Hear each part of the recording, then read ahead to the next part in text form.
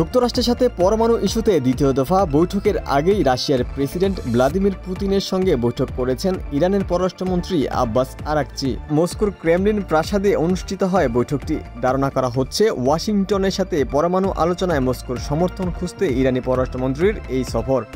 বৈঠকে রুশ প্রেসিডেন্টের কাছে ইরানের সর্বোচ্চ ধর্মীয় নেতা আয়াতুল্লাহ খামেনির একটি চিঠিও পৌঁছে দেন আব্বাস আরাকচি।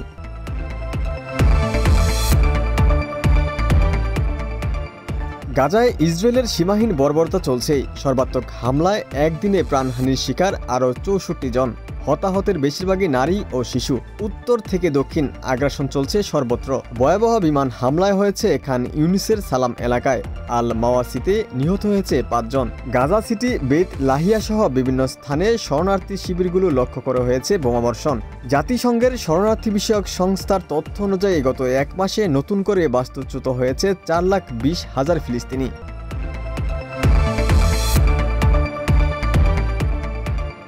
ইসরায়েলের আলোচিত আকাশ প্রতিরক্ষা ব্যবস্থায় আয়রন ডোম এর আদলে এবার গোল্ডেন ডোম তৈরি করেছে যুক্তরাষ্ট্র। এ প্রকল্পেও কাজ করবে মার্কিন প্রেসিডেন্ট ডোনাল্ড ট্রাম্পের ঘনিষ্ঠ মিত্র ধনকুবের ইলন মাস্ক। তার প্রতিষ্ঠান স্পেস এক্স ছাড়াও সহায়তা করবে ক্ষেপণাস্ত্র ও ড্রোন তৈরিকারী প্যালান্সিয়া ও এন্ডুরিল। ডিফেন্স সিস্টেমটি তৈরি করতে সময় লাগবে আনুমানিক 5 বছর। খরচ হতে পারে কমপক্ষে $20 বিলিয়ন পর্যন্ত।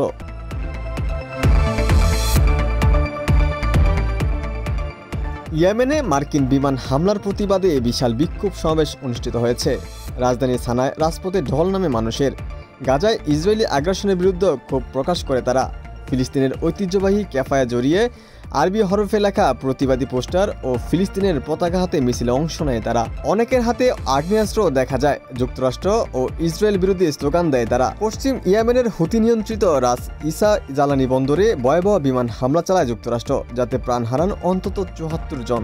এর আগেও যুক্তরাষ্ট্র ও ইসরায়েলের হামলার শিকার হয়েছে বন্দরটি। ওয়াশিংটন ও তেল আবিবের দাবি, এখান থেকেই ড্রোন, ক্ষেপণাস্ত্র ও নৌ হামলা চালায় হুতি যোদ্ধারা। গোষ্ঠীটির আয়েরও উৎস এই বন্দর।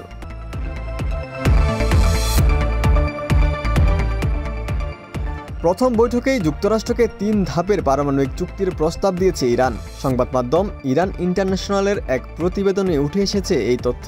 চুক্তির শর্ত অনুযায়ী তেল রপ্তানির সুযোগ ও নিষেধাজ্ঞা প্রত্যাহারের বিনিময়ে ইউরেনিয়াম সমৃদ্ধকরণ প্রকল্প বন্ধ করবে তেহরান। পাশাপাশি জাতিসংঘের আণবিক সংস্থাকেও অবাধে দেশটির বিভিন্ন স্থাপনা পরিদর্শন করতে দেয়া হবে। শেষ ধাপে তৃতীয় কোনো দেশে উচ্চমাত্রায় ইউরেনিয়াম স্থানান্তরেও রাজি তারা।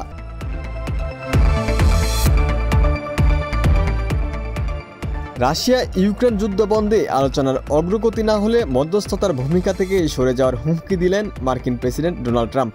শুক্রবার ওভাল অফিসে সাংবাদিকদের প্রশ্নের জবাবে বলেন, কয়েকদিনের মধ্যে যুদ্ধবিরতির আশা না করলেও দ্রুত সমস্যার সমাধান চেয়েছিলেন তিনি। তবে কোনো এক পক্ষ বিষয়টি কঠিন করে তুললে সমঝোতার চেষ্টা থেকে সরে যাবে যুক্তরাষ্ট্র, এমন মন্তব্য করেন তিনি।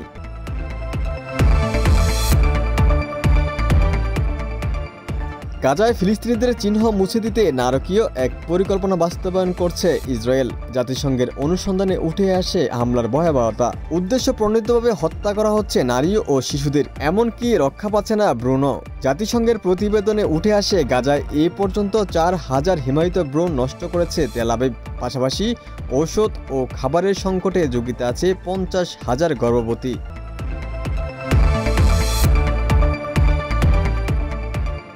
তুরস্কে সরকার বিরোধী আন্দোলনে গ্রেপ্তার হওয়া প্রায় 200 জনের বিরুদ্ধে একযোগে শুরু হয়েছে বিচার কার্যক্রম। শুক্রবার ইস্তাম্বুলের কাগলায়ান কোর্টে শুরু হয় এই প্রক্রিয়া। মামলার আসামিদের বেশিরভাগই শিক্ষার্থী, রয়েছেন 8 জন সাংবাদিকও। বিক্ষোভকারীদের বিরুদ্ধে অভিযোগ, অনুমোদনহীন কর্মসূচিতে অংশ নিয়েছিল তারা। সতর্কতা জারি করার পরেও সমাবেশ স্থল ত্যাগ করেনি তারা।